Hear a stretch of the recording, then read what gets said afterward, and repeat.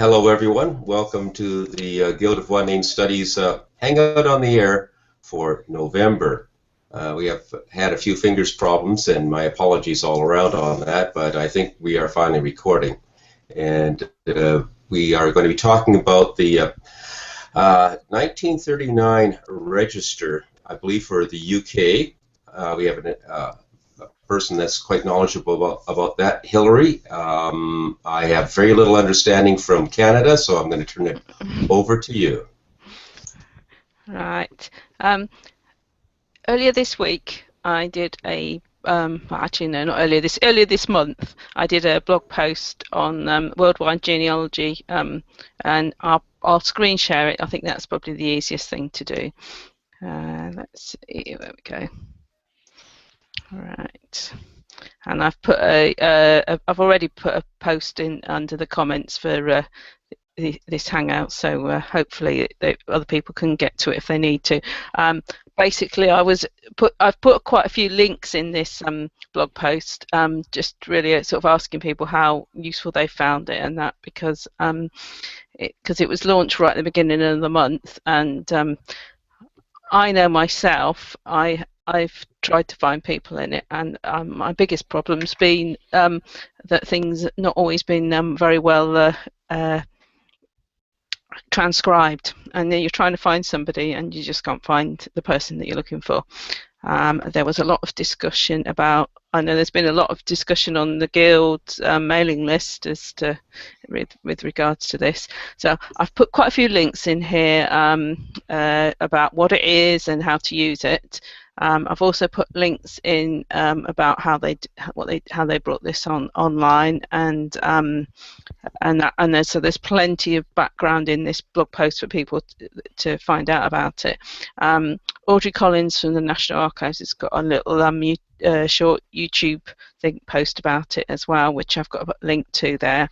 And there's other web pages where there's lots of information from the person who has Lost Cousins website, and Chris Patton has actually blogged about it, although he's actually removed two of his blog posts after a later blog post, which there is a note about further down in the comments, because that happened after I'd done my blog post. There's also things from the Who Do You Think You Are magazine website. They've published information, so there's lots of information there. I actually posted we actually had a discussion about this, not the day that it was launched, on the Monday that it was launched, and I think I'd only had about half an hour to start looking for people, and I wasn't greatly impressed with my first half an hour.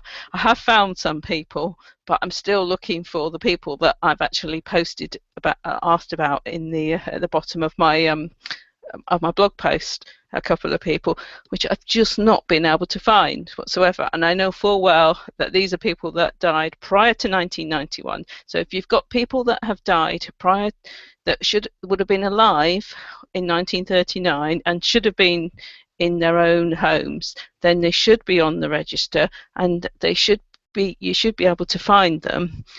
But I'm having difficulties finding people, and I don't know what other people are finding that have been using it. But since we are not going to have a census for 1941 or 1931, because one got destroyed and one was never taken, I've got a big gap there in our census records. So people are going to find this that they're going to need to use this, and at the moment it's quite expensive as well. It's a bit expensive to just take potluck as to whether you've got the right person or not. I don't know if there's anybody else on the panel that's had experience of trying to find people on it.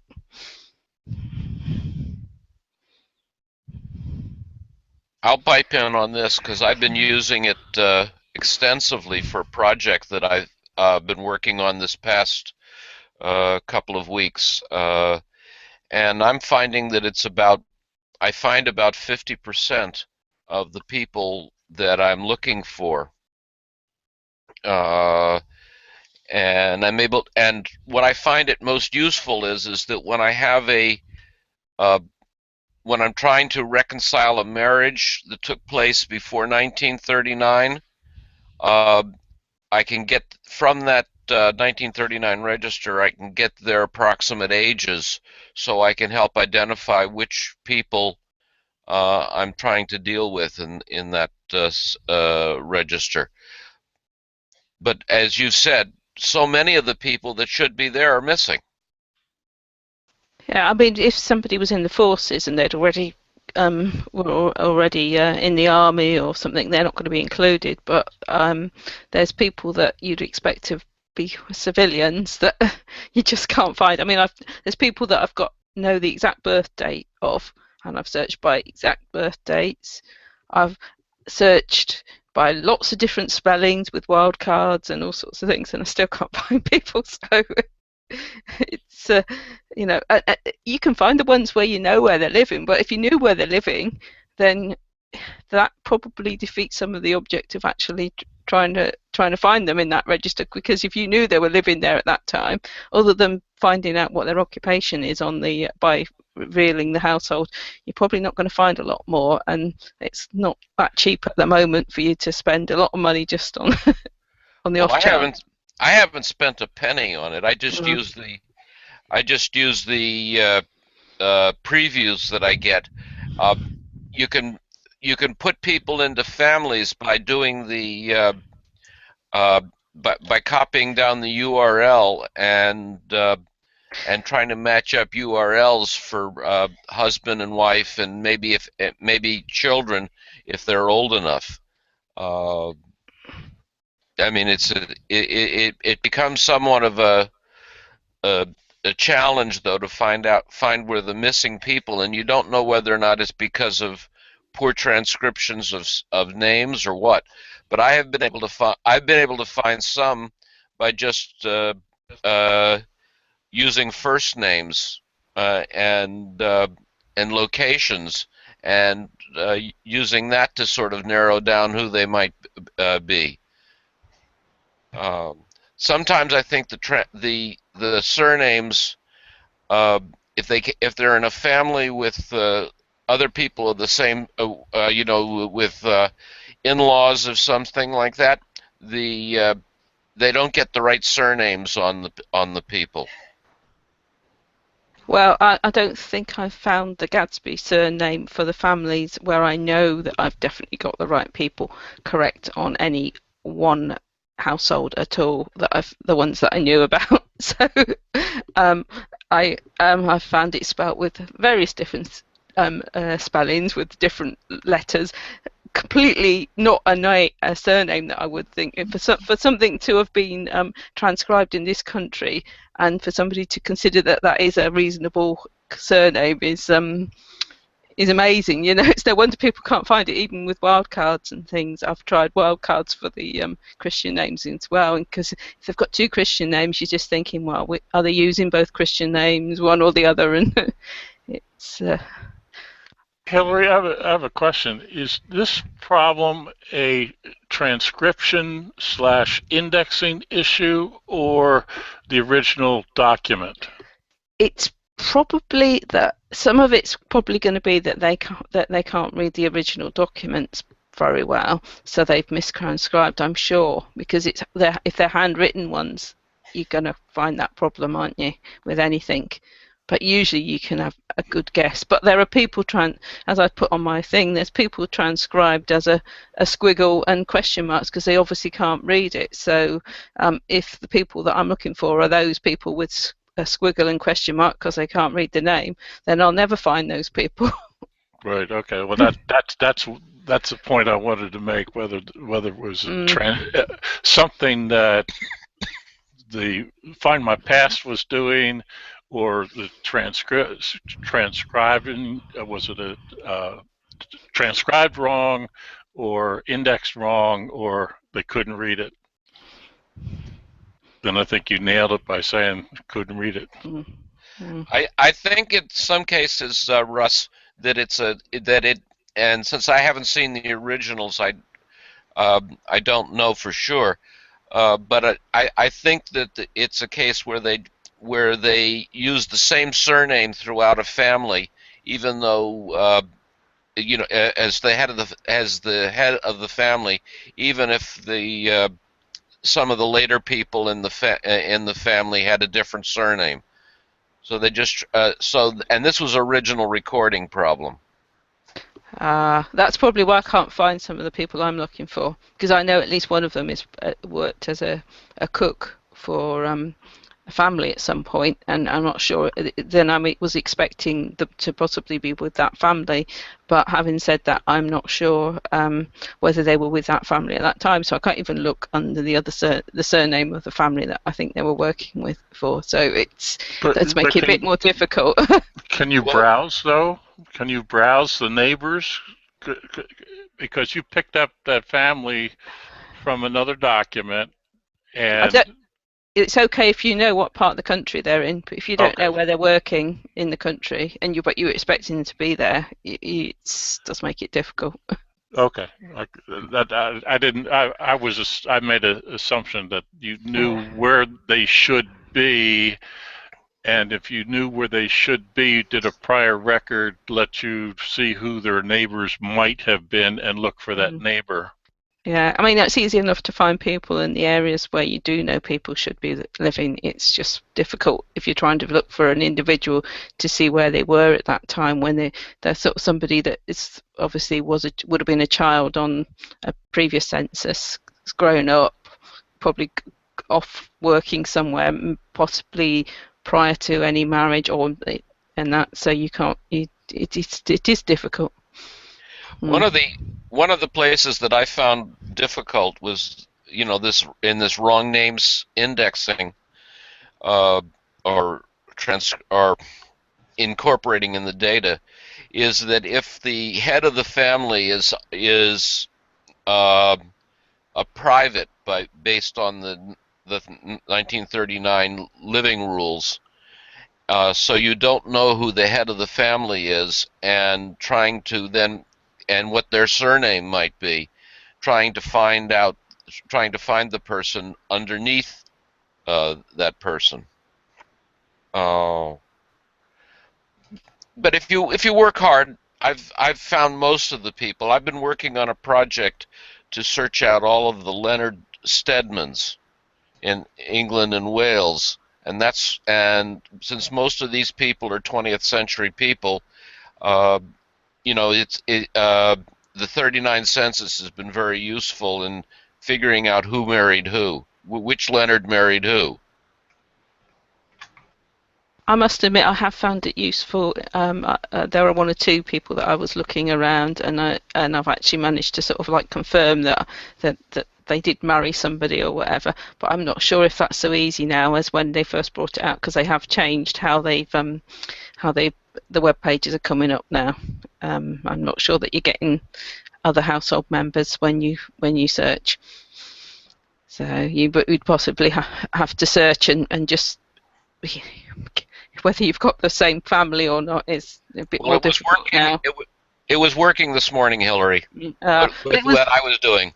Last time I looked at it, it was slightly difficult to find things, but I must admit I haven't looked at it in the last 24 hours. So. Can I say something? Can you hear me? Yes. Hi, I'm Rosemary Morgan. Yeah, Hillary, they've taken away the TNA reference numbers, and some people can see the name of one other person in the household instead, which they've very kindly put on there. But I can't on my Mac. I can on my iPad. So it's browser and operating system dependent, what you can see. But there are little tricks to get around it. You can right-click on the page you found the person and view the source of the page, the computer source. You will find DNA reference numbers in there. That had changed last time I looked, because it was because I know you could find the TNA reference from the URL, but I think they had changed that. But then, because it wasn't, last time I looked, it had changed. But whether it's just, as you say, a browser issue, it's difficult to know. There's various different things working with different browsers. Sorry to interrupt. Oh, please participate. Yeah. That's what I was going to say. You probably used it quite a bit, and I don't know what your take on it. Have you? Yeah, I used it in the first week because I happened to have a meeting booked. Well, it was a 1939 meeting that I had booked on the Wednesday of the first week. So I prepared 18 households to go and look at for free in the National Archives. So I've got 18 printouts. But since then, at the first week, I was going to blog about it, and then the first weekend they took away the TNA reference numbers, and I've been a bit flummoxed because it's really not so easy to know what to tell people to do. Because a lot of my family and my clients are in London, I'm actually using the London 1939 electoral rolls to find the people. A lot of them, I've got them on their 1939 electoral rolls already in Ancestry, and then I do an address search, and that seems to work quite well. I suppose for the areas where you're lucky enough to have an electoral roll or a street directory or something like that, that's okay, because I know I've got street directories for some of the areas where my family are living are actually online, that you could probably, within a year or two of that, so you could actually tell quite easily if they're in that street directory where they are, so it would help. But that's not.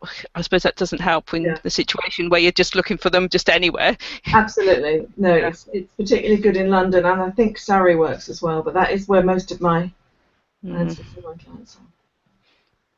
But I should also say to you all that I'm on the TNA User Advisory Group, and we're having a meeting on the 1st of December. And I have already tabled a few questions about the 1939 register to raise at that meeting with TNA, because they are the people who should be enforcing the contract with Find My Past. So I'm hoping to really have a go at them at that meeting on Tuesday the 1st. So if anybody wants to email me with some comments, please feel free.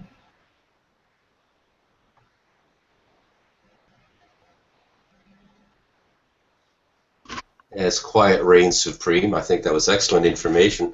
I am curious. The 1931 census records were destroyed, presumably because of the war. Any feedback on that? Yeah, they were destroyed, but not due to enemy action. They were destroyed for some, I forget, some fire or something like that. I can't remember. 1941 wasn't done because of the war. 1931 was destroyed in an accident, and 1921 we will get in 2022, I believe. The 1931 records were not duplicated, I assume. No. They were. There was a fire, which they said. I think when you look online, it says there was a fire, but it wasn't due to enemy action. And all the records were there, and there wasn't a very good sprinkler system or whatever. Considering all these records were there, and so there was some inquiry, but nothing was ever done. It seemed a bit strange that all these records were there that were of importance, and they weren't very well protected.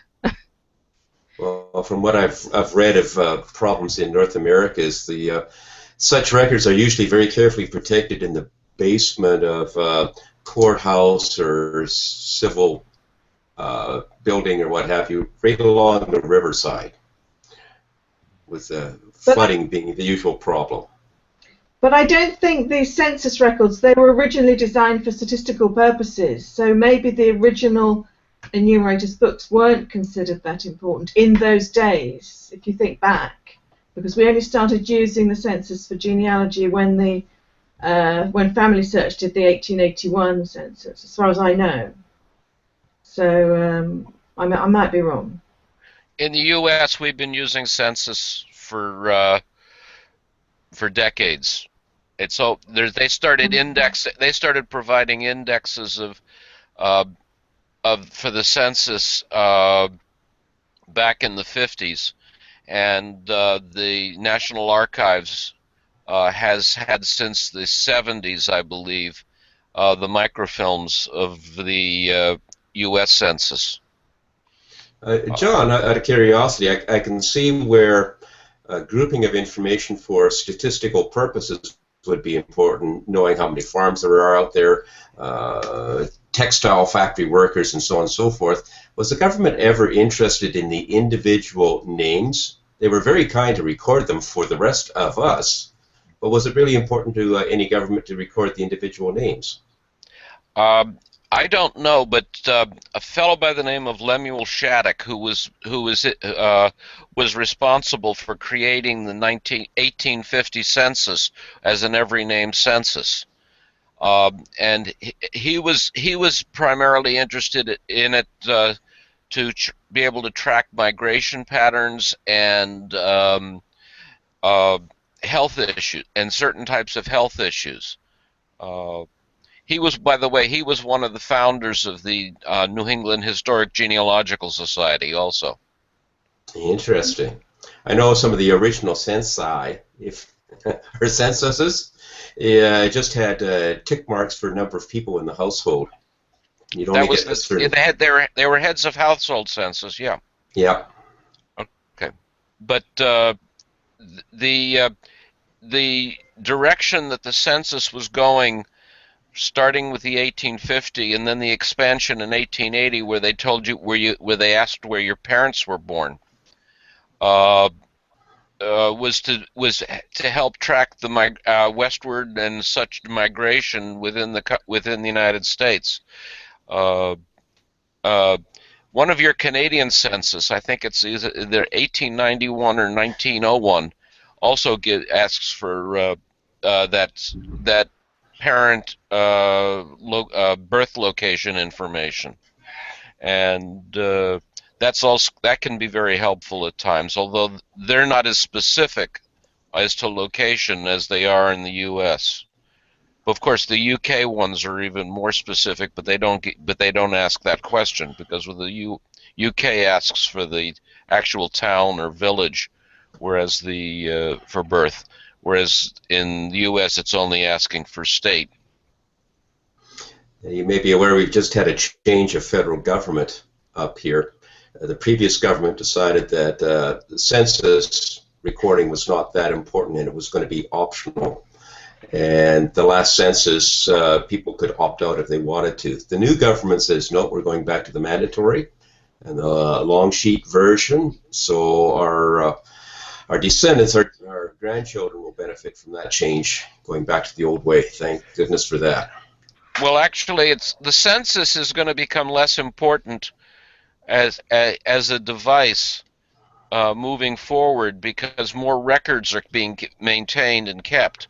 I mean, when you had a time frame when no records were ever kept, the census was of little or no was of major importance. But you know, the later census can be are of lesser value when the associated vital records are also available. This is my humble opinion on it. Don't forget, John, the U.S. Census is the basis for how many members of Congress you have. Oh, I'm not dismissing the census. I'm just saying that for genealogical purposes, the early censuses are important because that's the only basis for finding, you know, getting snapshots of families and that stuff. But as vital records get released and are made available, I mean, starting in it's about 1910-ish when vital records maintenance became sort of mandatory nationwide here. As those records start getting released, we're going to have access to a better spread of information than the census gives us, and hopefully more accurate. Actually, if you want to see a neat census, you want to see the 1819 Mecklenburg one. It does everything but ask what you had for breakfast. It has a tremendous amount of information on it. Is this the German? Yeah. The Mecklenburg-Schwerin census, yeah. Trust the Germans to want to know everything. Oh, yeah. I mean, if you want to trace families in Mecklenburg, they got an 1819, 1867, 1890, 1900, and 1910 censuses are available. No, I'm not So you clear. can Is really... that a particular town, what you might call a county, or is it? It was a German state, Gotcha. Okay. and it's northwest of Berlin, I think. Marie? Marie, we lost you just for a minute, so your audio might not be coming through. Looks like your video is frozen. So she's just barely hanging in there. So, John, do you anticipate at some time in the future the census taking might still be door to door, but it could be recorded digitally? No more handwriting challenges. I'm still waiting to see if the 1950 census actually comes to light, being as that will be the first one I'm in.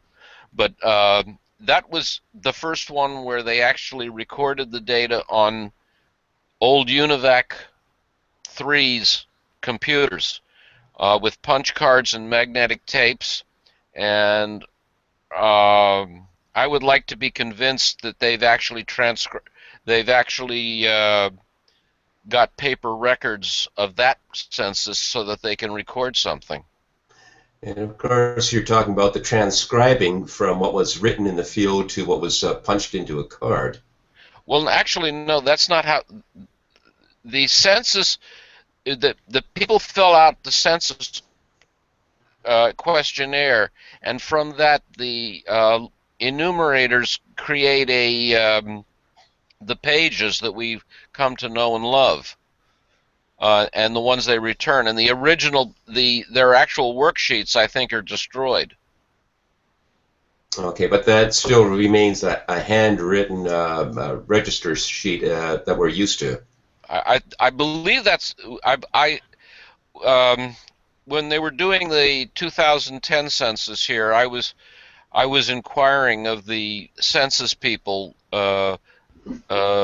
exactly how they were trying to do it, and that was the wording that I got, or the history that I got, that there was still some sort of register that they created. I don't know if the register that they created was by family or by street address or by or as we see it. You bring up a point that you're going to see yourself in the 1950-51 census. Yes. For myself to see my parents and my aunts and uncles appearing in the census records in Canada that I'm starting to look at is really neat, and residents in the houses that I do recall. It's bringing it alive in some ways. As we all get older, we can start to see some of the census that's very, very applicable to us. Yeah, I found it was nice finding my father in the 1920 and 1930 census. I was disappointed that I couldn't find him in the 1940. Question to Hillary and to Rosemary. Not knowing what the 1939 register actually looks like, is there going to be other information that's going to come out of this? What your profession is, what your occupation is, migratory type information. What was happening in 1939 that the register might bring to life? I can tell you. I can show you a page. You won't be able to read it. But that's what the page looks like. It's an A3 sheet, which I got printed out from the National Archives. This is my own. Actually, it's not my father because he'd gone to war, and it doesn't include military service personnel. But it's got his brother and his two parents in the address that I expected them to be. It has their exact date of birth, their sex, and their occupation. And for example, my grandmother, whom I knew, she's down as a drapery dealer and master ladies' hairdresser. They're living at 2 adjacent houses, which I do remember them telling me about. And she's running the hairdresser and the drapery dealer. And my grandfather, who I never knew, was apparently a waste of time. And he's down as a statistical clerk, so I don't quite know what that means. But yeah, that's all it really tells you: the address, the name, the exact date of birth, and the occupation. There's no place of birth. Is there relationships? Not really. No, just the age. Well, no, just the sex. There's no relationships. You just have to sort of guess. So you learn who occupies a dwelling. Is that basically what it is? Yes. And those black lines across, they're the people who've been redacted because they are still possibly alive and under 100. Okay. Now, is that system designed to, as people hit 100 or whatever? Yeah. Yeah. This uncle who's on here, I was really shocked to see him visible, and then I remembered that my cousin, his daughter, had recently posted on Facebook that it would have been his 100th birthday, but as recently as the 2nd of September this year. So his birthday was the 2nd of September 1915, so he was unlocked before it went live.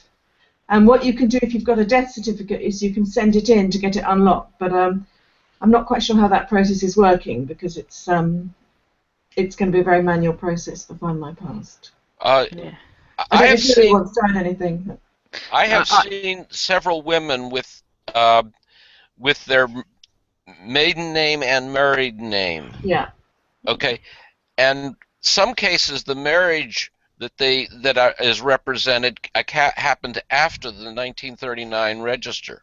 It will only be after, because it was used by the NHS between 1939, when the NHS, the National Health Service, was set up after the war, until 1991. It was used to record changes of name and things like that.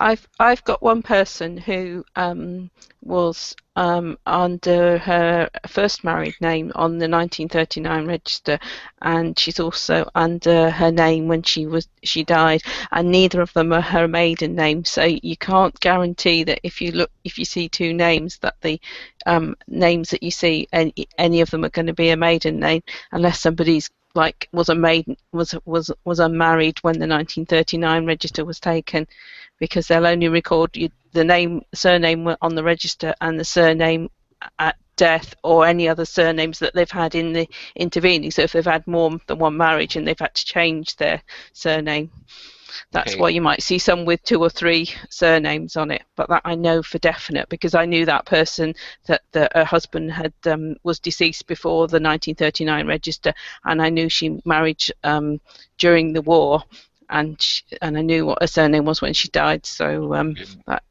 that's from that one that I know about, from what I saw from just from the index. But yeah, and I know that I could unlock both my parents' things on the register, but I haven't bothered trying to do anything, even though I've got digital copies of both their death certificates and things, because there was talk about it costing, and I'm thinking, well, I'm not going to bother if it's going to cost me anything to do it. But you know, and a lot is going to depend on whether people will be willing, if they willing to do that. If it's somebody that's a relatively close relative of their own, do they really want to unlock their 1939 register, because they're going to be the people that are going to have the death certificates if people have died after 1991, and they're not going to be that easy to get hold of if you're not a close relative, because I think they usually want a lot of information to get hold of a certificate for somebody that's relatively recent. Do they have death information through 1991? Who? I mean, have they unlocked people who died before 1991? In theory, but not necessarily in practice, because apparently I read somewhere that in the 50s and going back a bit, if somebody died, and the doctors didn't necessarily tell this national body that they'd lost a patient because it meant they would get less money. So the GPs hung on to all these patients, which is why some people who you would expect to be open aren't open. That's a form of fraud.